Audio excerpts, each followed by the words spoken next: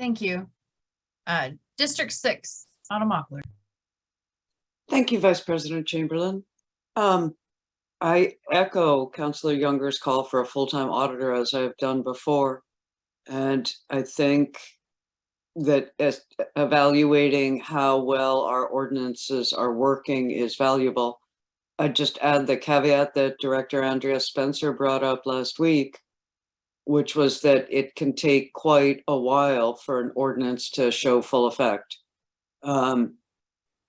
So sometimes I agree that if an ordinance goes into place in 2018, by 2022, you should see more than 4 examples of it. But I would also just, it takes quite a while. Like an ordinance passes, people learn about the ordinance, people begin to plan about the ordinance, people apply for a permit, people have their, it's just a long process.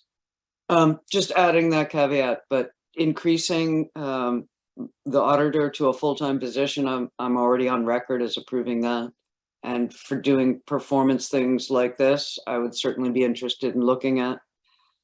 I'd like to mention that, can someone correct me if I'm wrong?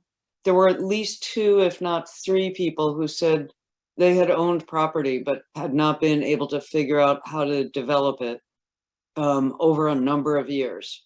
And these were people who were not, major developers. They just happened to own property. I think one of them had an acre.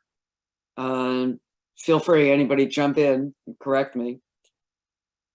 And that, I think, bodes well for 2, not 3. Okay. 3, not 2. There were 2 and a third one who had an acre too that had 50 by 100. Sorry to interrupt. Yeah, no, I was seeking interruption, so thank you. So I think 3 out of 15 public comments, that's a substantial number of people.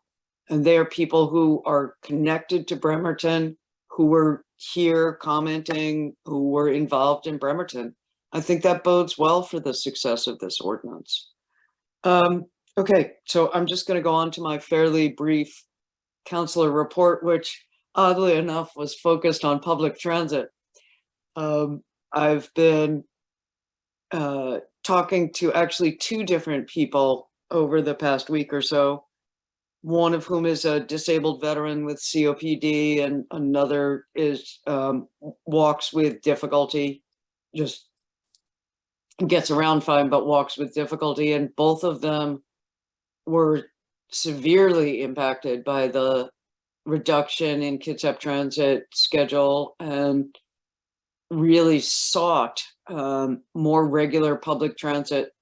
There is a program which I am calling Call a Ride because I cannot remember its proper name, but in, I think, Paulsbo, Silverdale, and Bainbridge, as part of Kitsap Transit, you can pick up the phone and say, I need a ride, and a vehicle will come to your home.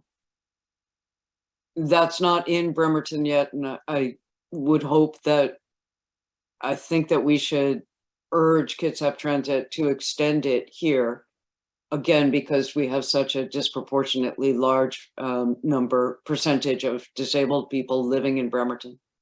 How am I doing for time, Vice President Chamberlain? I'm not keeping time, Councillor Okay. Mockler. Well, I'm about to start wrapping up. Thank you. It was really a pleasure to see great public outreach. Councillor Younger, thank you for the suggestion. Mayor Wheeler, thank you for carrying it out. It gives me real hope that if we keep on working on outreach, that we can keep involving people in the decisions. So that was pretty great. Well done, you guys. Have an excellent weekend. Thank you, Councillor.